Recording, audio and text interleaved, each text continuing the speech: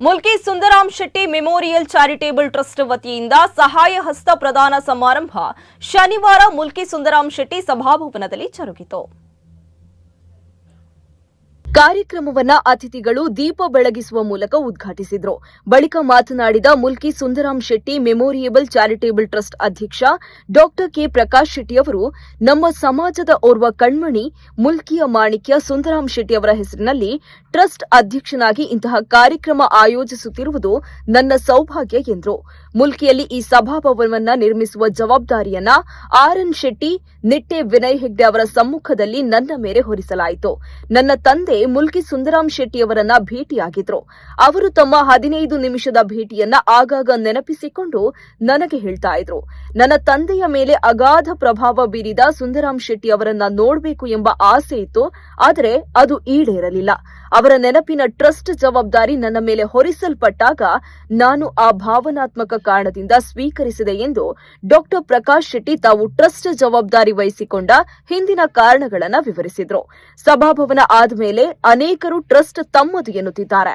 6 ಸಹಕಾರಿ ಬ್ಯಾಂಕ್ಗಳನ್ನು ವಿಜಯ ಬ್ಯಾಂಕಿನೊಳಗೆ ಸೇರಿಸಿಕೊಂಡು 9,000 ಮಂದಿಗೆ ಕೆಲಸ ನೀಡಿದ ಸುಂದರಾಮ್ ಶೆಟ್ಟಿ ಅವರನ್ನ ಸ್ಮರಿಸುವ ಕೆಲಸ ನಾವು ಮಾಡುವಾಗ 30 ವರ್ಷ ಕಾಲ ಅವರನ್ನ ಮರೆತು ಬಿಟ್ಟ ಜನ ಒಳ್ಳೆಯ ಕೆಲಸಕ್ಕೆ ಅಡ್ಡಿ ಮಾಡಲು ಹೊರಟಿದ್ದಾರೆ ಎಂದು ಡಾ ಶೆಟ್ಟಿ ಮನದ ನೋವು ತೋಡಿಕೊಂಡರು.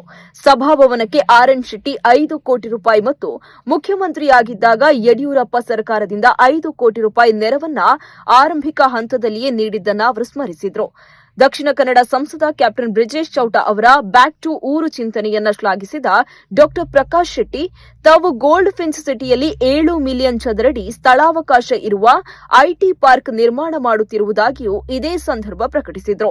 ಸಂಸದ ಕ್ಯಾಪ್ಟನ್ ಬ್ರಿಜೇಶ್ ಚೌಟ ಮಾತನಾಡಿ, ಈ ವರ್ಷ ತಮ್ಮ ಮಹತ್ವಾಕಾಂಕ್ಷಿಯ ಬೊಲ್ಪು ಕಾರ್ಯಕ್ರಮದಲ್ಲಿ 10 ಐಡಿಯಾಗಳನ್ನು ಆಯ್ಕೆ ಮಾಡಲಾಗಿದೆ. ಸುಂದರಾಮ್ ಶೆಟ್ಟಿ ಅವರ ಮಾದರಿಯನ್ನು ಇಲ್ಲಿ ಸೃಷ್ಟಿಸುವುದು ತಮ್ಮ ಬಯಕೆ ಎಂದರು. ಮುಲ್ಕಿ ಮೂಡಬಿದ್ರೆ ಕ್ಷೇತ್ರದ ಶಾಸಕ ಎ ಉಮನಾಥ್ ಕೋಟ್ಯಾನ್ ಮಾತನಾಡಿ, ಸುಂದರಾಮ್ ಶೆಟ್ಟಿ ಅವರು ತಮ್ಮ ಬಳಿ ಬಂದವರನ್ನ ಅವರವರ ಅರ್ಹತೆಗೆ ಅನುಗುಣವಾಗಿ ಕೆಲಸ ನೀಡಿ ಜೀವನೋಪಾಯ ಕಲ್ಪಿಸಿದ್ರು. ಅವರೋರ್ವ ಅನುಕರಣೀಯ ವ್ಯಕ್ತಿತ್ವ ಹೊಂದಿದ ವ್ಯಕ್ತಿ ಎಂದರು. ಇನ್ನು ದೈಜುವಳ್ನ ವಾಲ್ಟರ್ ನಂದಳಿಕೆ ಮಾತನಾಡಿ, ಮುಲ್ಕಿ ಸುಂದರಾಮ್ ಶೆಟ್ಟಿ ಅವರಂತೆಯೇ ಬದುಕುತ್ತಿರುವ ಪ್ರಕಾಶ್ ಶೆಟ್ಟಿ ಅವರದ್ದು ಅಪರೂಪದ ವ್ಯಕ್ತಿತ್ವ. ಇಂದಿಲ್ಲಿ ಸಹಾಯ ಹಸ್ತ ಪಡೆದ ವಿದ್ಯಾರ್ಥಿಗಳು ಮುಂದೆ ಜೀವನದಲ್ಲಿ ಸಾಧನೆಯನ್ನ ಮಾಡಿ ಸಮಾಜದ ಇನ್ನಷ್ಟು ಜನರಿಗೆ ನೆರವಾಗಬೇಕು ಎಂದರು. ವೇದಿಕೆಯಲ್ಲಿ ಕಾಪು ಶಾಸಕ ಸುರೇಶ್ ಶೆಟ್ಟಿ ಗುರ್ಮೆ, ಮುಲ್ಕಿ ಸುಂದರಾಮ್ ಶೆಟ್ಟಿ ಅವರ ಪುತ್ರ ಹರಿಪ್ರಸಾದ್ ಶೆಟ್ಟಿ ಮತ್ತಿತರರು ಉಪಸ್ಥಿತರಿದ್ದರು. ಮುಲ್ಕಿ ಸುಂದರಾಮ್ ಶೆಟ್ಟಿ ಮೆಮೋರಿಯಬಲ್ ಟ್ರಸ್ಟ್ನ ಟ್ರಸ್ಟಿ ಬಾಲಕೃಷ್ಣ ಹೆಗ್ಡೆ ಪ್ರಾಸ್ತಾವಿಕ ಮಾತುಗಳನ್ನಾಡಿದ್ರು. ಆಳ್ವಾಸ್ ಶಿಕ್ಷಣ ಪ್ರತಿಷ್ಠಾನದ ವಿದ್ಯಾರ್ಥಿಗಳು ಪ್ರಾರ್ಥಿಸಿದ್ರು.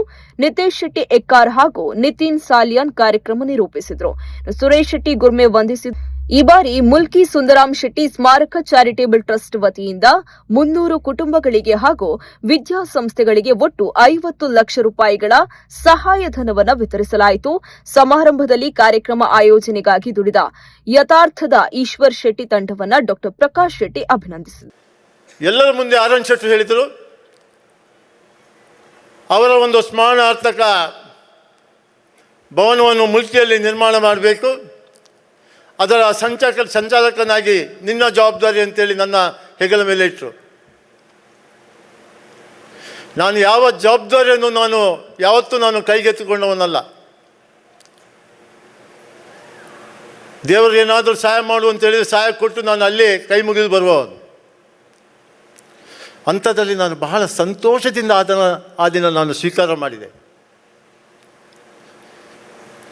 ನನ್ನ ಒಂದು ಆತ್ಮವಿಶ್ವಾಸ, ನನ್ನಲ್ಲಿರುವಂಥ ಒಂದು ಸಂತೋಷ, ನನಗೆ ಒಂದು ಸಿಕ್ಕಿದಂಥ ಧೈರ್ಯ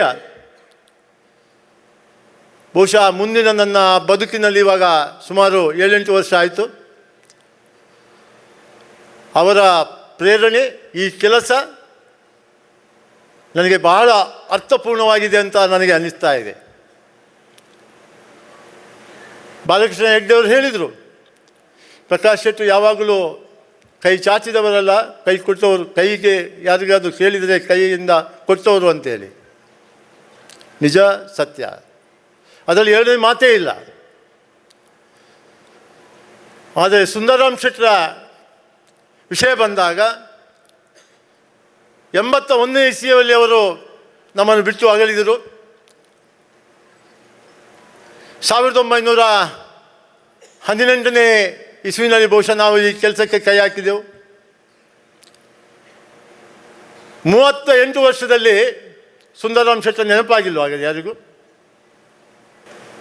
ಪ್ರಶ್ನೆ, 38 ವರ್ಷ ಆದ ಮೇಲೆ ಸುಂದರರಾಮ್ ಶೆಟ್ಟರನ್ನೊಬ್ಬರು ಜಾಪಿಸಿದ್ದಾರೆ, ಒಂದು ಪಂಗಡ, ನಮ್ಮ ಸಮಾಜದ ಒಂದು ಪಂಗಡ ಹಿರಿಯ ವ್ಯಕ್ತಿಗಳನ್ನು ನೆನಪಿಸಿದ್ದಾರೆ ಅಂತ ಹೇಳಿದರೆ,